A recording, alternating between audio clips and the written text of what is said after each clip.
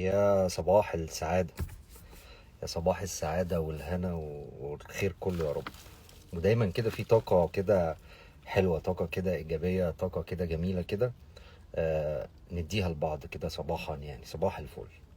في جزئية عاوز أتكلم فيها. آه هي مضايقاني وأكيد مضايقة حضراتكم، يعني أكيد أنا واثق من حاجة زي كده. جزئية الجماعة صحاب المحتوى بتاع الأكل، الفود بلوجر يعني. والموضوع ده مضايقني جدا بالمناسبة، يعني عشان أكون صريح معاكم، وممكن أصيب أو أخطئ يعني عادي يعني. بس هو مضايقني لسبب واحد بس.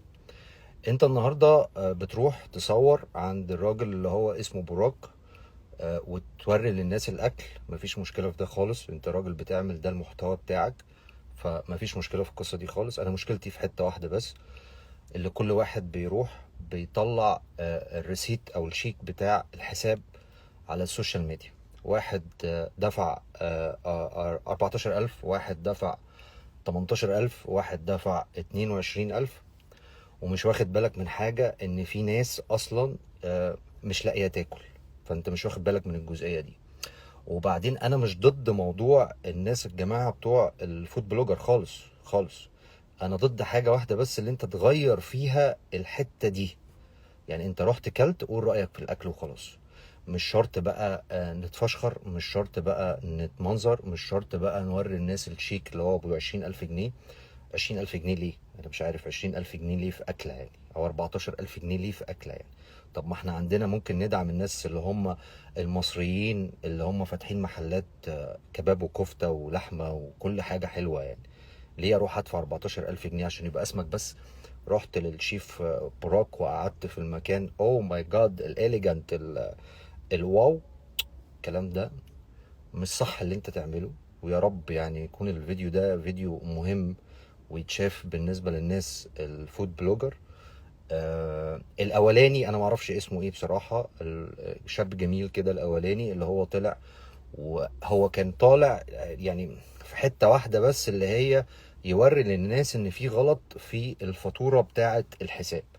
اللي هو لما قال انا طلبت حاجة والحاجة دي ما نزلتش ليا، فهو كان طالع يوري. بس هو طبعا لما كله لقى ان الفيديو بتاعه واو ترند، يعني طلع طار، فكل الناس اتجهت للايه، للموضوع ده. كل واحد عاوز يروح، عاوز يعمل يطلع الشيك بتاعه على السوشيال ميديا ويقول انا رحت للشيف براك. انا براك بالنسبة لي 20 و30 ألف جنيه، فانت بتدفعهم عادي جدا، مفيش مشكلة.